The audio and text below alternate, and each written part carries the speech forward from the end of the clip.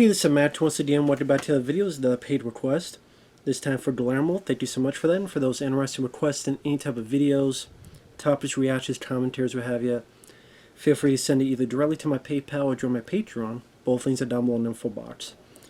And this is for exhibit number 8, which came out this year.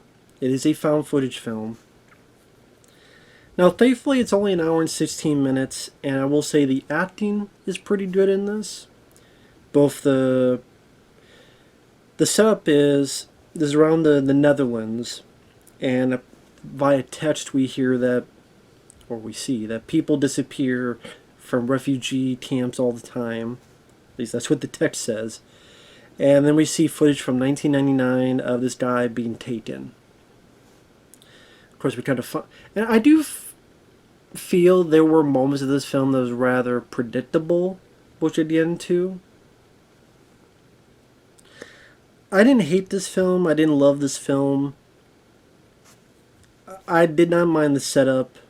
I thought, they said the acting was very good.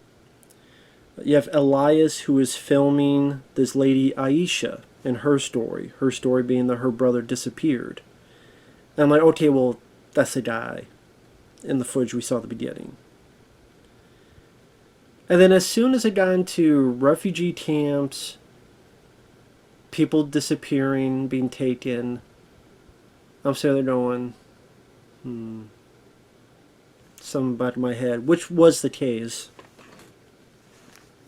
But anyway, Elias is going to film Aisha as she listens to the story of her brother's disappearance from back in the day, and is going to go back to the refugee center they stayed at to see if they can find any answers.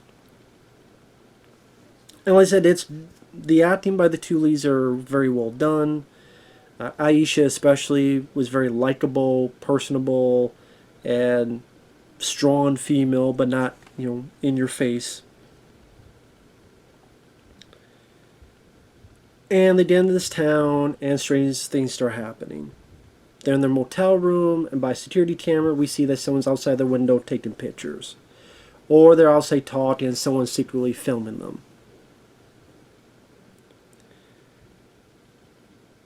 Throughout it, they go deeper into what happened to her brother, and you find out there's a conspiracy happening, and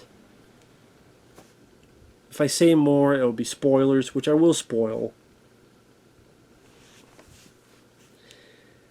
Now, not only is the acting good, but the photography for the most part is fairly nice to look at, because there's a lot of shots where, because Elias is a guy who knows what he's doing filmmaking-wise, nice dolly shots down hallways or looking at paintings or walls to set up the environment. There's a point where he's trying to do a drone shot, but it gets taken down.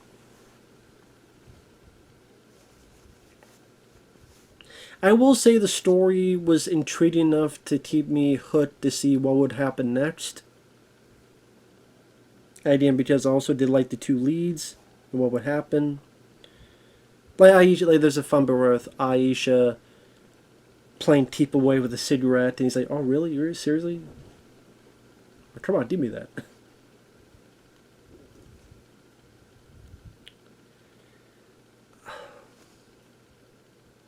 I have to see how people could get creeped out by certain sequences in this movie. Not in terms of violence, not that violent gore of a movie, but in terms of the idea behind it. And for the most part, this does play out a bit like a thriller instead of a horror film. But I can't go on until I looked at spoilers. If you look at the trailer or the poster, you're interested, go for it. If you're a found footage fanatic, sure, go for it. There's a lot worse. I do think there are better, but there's a lot worse. In fact, I would put Horror in the High Desert 2 above this, which I saw recently. I'll put that movie above this. You kind of find out that there's a conspiracy going on throughout the whole town. Now, there's certain things they do here that I don't really know why they did it. For example, early on, which is a nice reveal, But I think they do that a bit too early. But I guess that was the intention, is to linger in the audience's mind as they're watching the rest of the film. Is the screen jitters and you realize it's pulled back, and what we're seeing is an edited documentary that's happening in this private screening. And the guy's like, "What are you doing? Like, go back, take that camera, go back to the screen." So I'm sitting there knowing, okay, this is seemed fairly early on when they did that. So already that tells me that the whole town is involved. I also got the idea that it is dealing with snuff, because they enter the refugee center, they're looking for evidence to see what's going on, what happened to her brother, and even I'm thinking, okay, her brother was taken, and if it's involved with this group of people, is it going to be like 8mm? Is it going to be, she finds a secret room? Is it going to be, yep, there's a chair, there's cameras, it's a snuff film room. They find a VHS tape. I already knew what was on that VHS tape, and I'm like, I don't know. So that's what I mean. That's what I mean by predictable. As soon as they find a hidden room, I'm like, I know what that room is. As soon as they find the VHS tape, I'm like, I know what that VHS tape is. Because we saw the footage at the beginning of the guy being taken, because we saw the screening, so these bad guys obviously love to watch. If they love to watch something, and it's this type of movies, they don't love to watch death, which means, snuff films. So I mean, it kind of ruins some kind of suspense for me and surprise. Some movies can do that well. The Tunnel, from the get-go, you know who lived and who died. But at the same time, just that story and the way they're doing interviews to explain their actions and display their line of thinking, that did the opposite for me. That made me more intrigued to go along this journey with them and relive their moments and get their point of view to something horrible that happened in their lives within this movie. That was just more fascinating to me as a story compared to what was happening here. That you could tell was supposed to be full of surprises, but not all the twists I saw coming, but a lot of them I did. Maybe because I've just seen too many movies, I don't know. So it is doing a slow build as they try to figure out what's going on.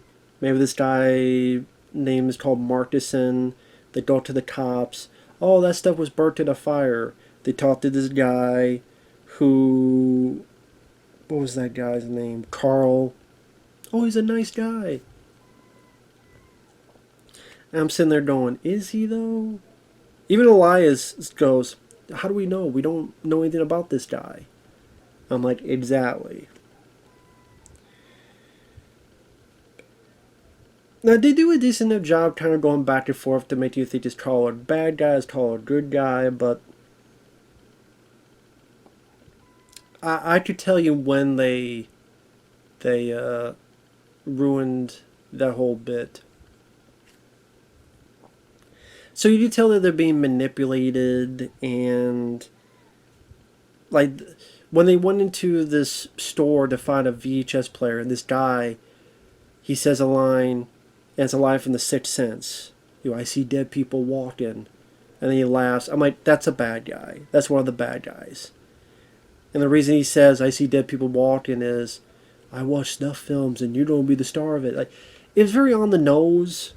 That's what I mean. There's certain moments that they kind of, it hampers the suspense. It hampers the tension. Because right from the get-go, we know her brother was kidnapped, because that's one of the first things we see. It's not a mystery of what happened to her brother. It's, no, we know her brother was kidnapped because that's the first thing we see. Oh, we know that this is a private screening, so we know, at least for some people, it's not going to end well, because 30 minutes in or so, it breaks from the film we're watching to see the screen go back. The guy in the store that they're trying to find a VHS player, that guy might as well had a neon sign saying I'm guilty as fuck.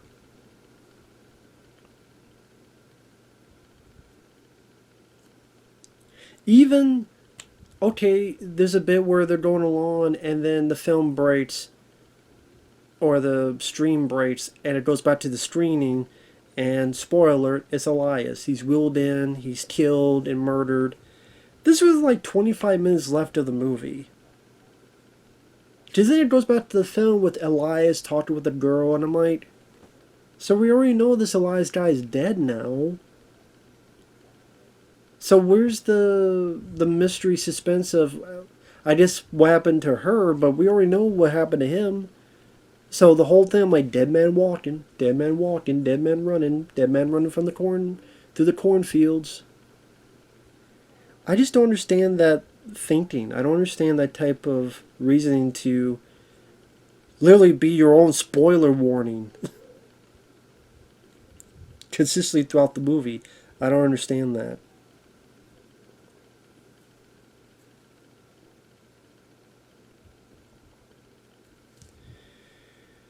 So there are two people who are still investigating, and they find this outside perimeter.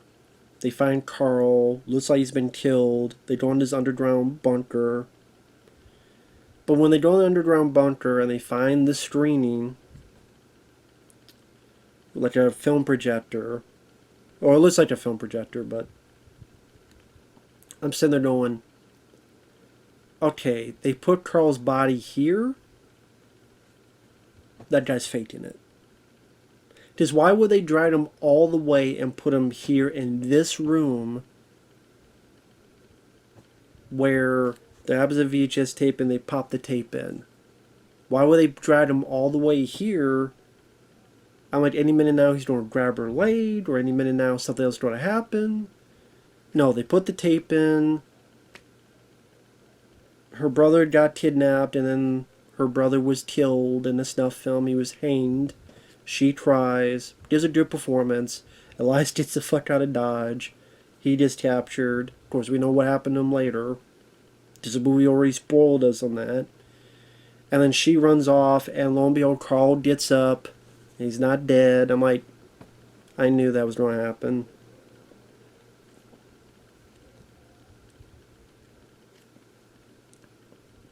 Aisha gets captured.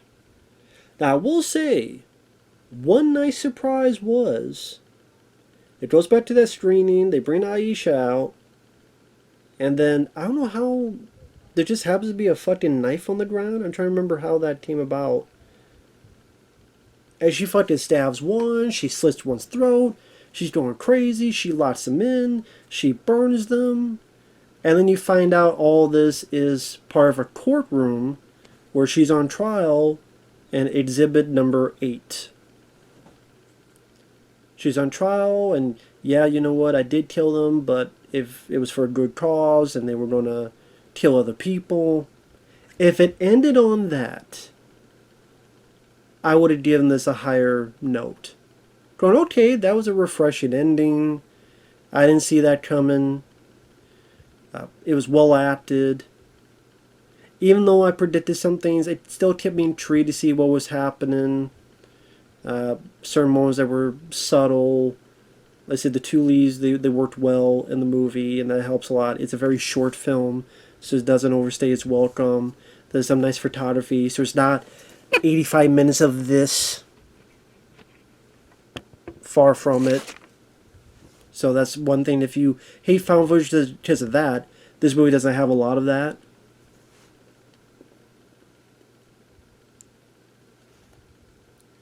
And she gives a nice speech about, I had to stop this, if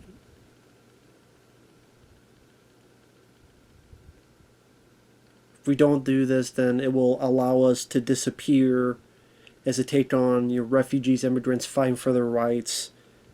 I'm like, okay, that's cool, that's commendable. But then the director ruins that. Because then it said that she's found guilty, which I'm like, how the fuck is she found guilty? There's a goddamn... It's clear as day that there's a snuff group that was murdering people, and she They literally were going to kill her and tied her up, and they murdered Elias, stabbed him. Like, all this footage is there.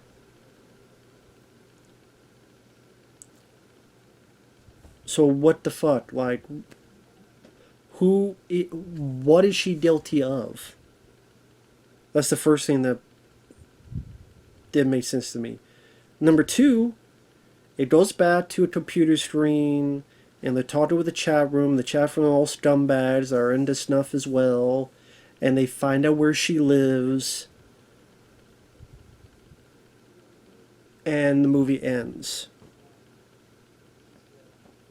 So, obviously hinting at that they don't go to where she lives, grab her again, kidnap her, kill her, whatever the case may be.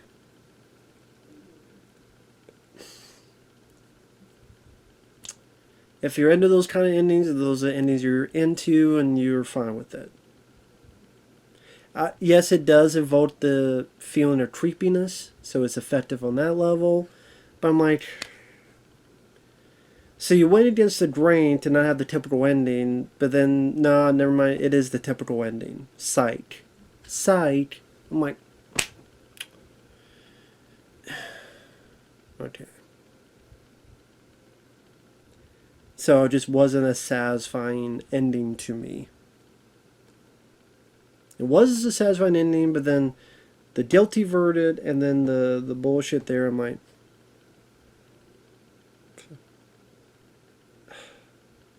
fuck. So to be fair, it's not 100% typical like most found footage endings. It shakes it up a little bit, but then still goes a bit back to the formula as well. Like I say, if you're a dire fan of found footage, sure, go for it, but I would never see this film again.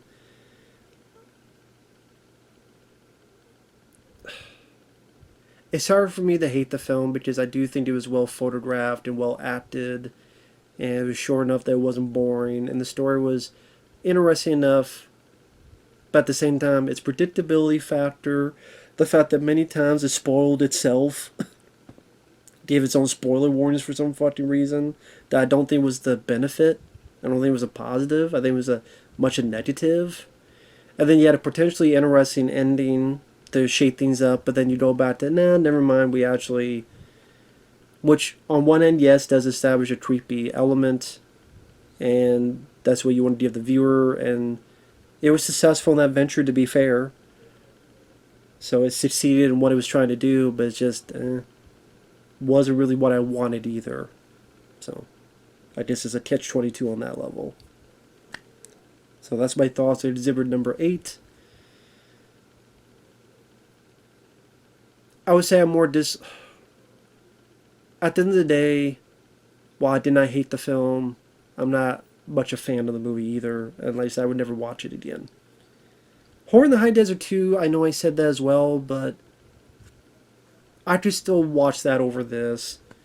That's another one I said I could watch one time, but if you asked me to choose, I would choose that, because even then, it's like, okay, you know,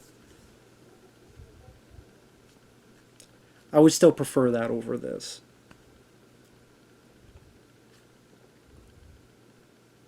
Based on other aspects I don't want to get into, just to be another 10 minutes of me explaining. So, that's my thoughts on exhibit number 8, and we'll see you later. Bye-bye.